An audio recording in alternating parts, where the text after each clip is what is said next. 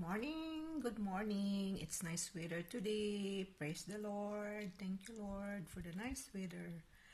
For almost 2 months, it was always a storm, a stormy wind, gloomy weather, and it's not good. But anyway, today is very a beautiful. We have a beautiful weather today. So, wala lang, walang magawa kasi lockdown pa. So, para mabisi ang beauty ko, ito na naman, tutoring around ako ng aking indoor plants. Ito siya, my peace lily. Bali, 7 years na ito sa akin. Tapos, ito naman, ang maganda kong succulent. Ito, mamatay-matay na to. Nung binili ko sa tindahan, ano na lang yan, 50% off. So, ngayon, beauty na siya. So, ito namang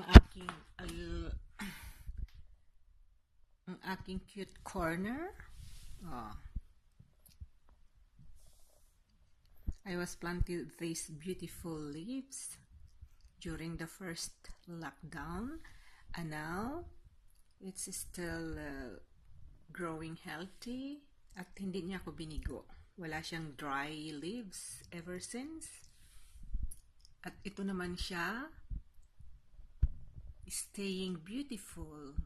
Wow, my little peace lily. Actually, replanted na yan. Dahil ang original plant niyan, maliit ang paso, nag-dry na siya. So, ang ginawa ko, ni-replant ko, and then, ang ganda naman ng tubo niya. Bali, ilan pots ito? 1, 2, 5 yata. Papakita ko mamaya. Okay?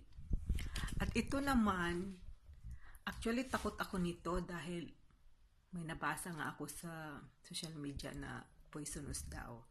Pero since wala naman akong maliit na baby na, mga malalaki na mga anak ko, so ito siya. Binili ko rin. Actually, isang puno lang ito. Mukhang hiyang sa akin eh. Kaya, ayan, nag-grow siya. Ganda niya, no? Tapos, wala naman akong hayop dito sa loob ng bahay.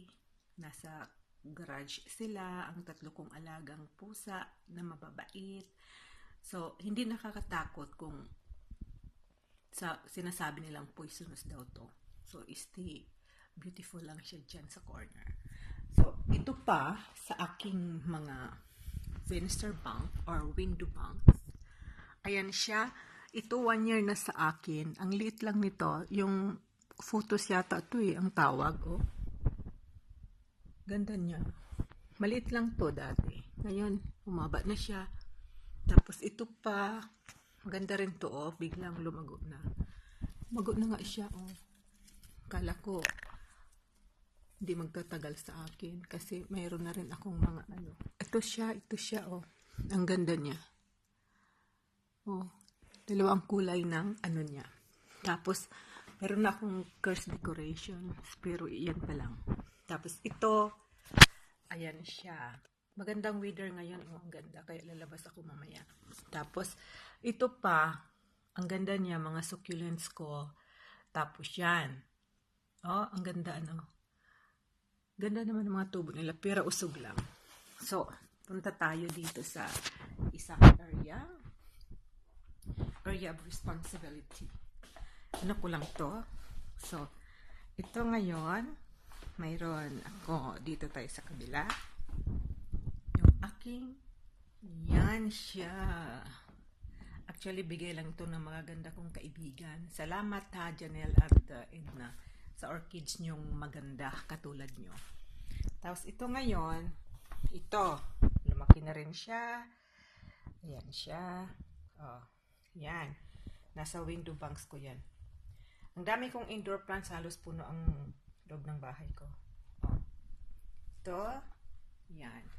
Another corner, yan siya. Maganda. Tapos, Tapos, ito ulit. Siya, oh. Yan. Okay naman siya dahil lumago ng lumago. So, ayan siya. Len, thank you nito ha. Ayan, oh. Yung kinuha ko dun sa bahay mo. Ayan, lumago na. Thank you, Len.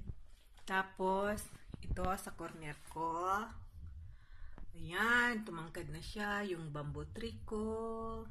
Tapos, actually sa tanim ng dalaga ko doon sa dormitory niya. Nung tapos na siya mag-aral, dinala niya lahat ang mga tanim niya doon. Mahilig din sa cactus. Kaya ayan yung mga tanim niya yan. Yun.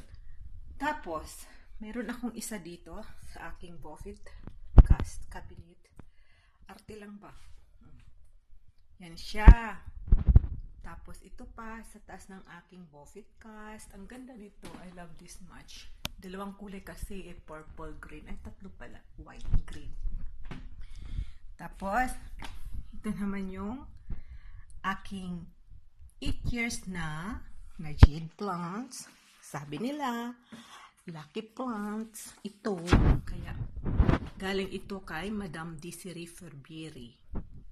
Ang liit pa nito noon, parang ganito lang to ganito lang yan, yung sanga. Ngayon, dahil 8 years na siya, laki na niya, pira usog. So, I love you. Grow more and healthy, ha? Kausapin din nyo ang inyong mga halaman. Isa yan sa sekreto na palagi nyo i-appreciate. Pagkagising nyo, mag-good morning kayo at sabihin nyo, I love you. Thank you for making me happy. Kaya yun ang mga words na gusto ng halaman. Hindi lang na bigay lang ng bigay ng tubig.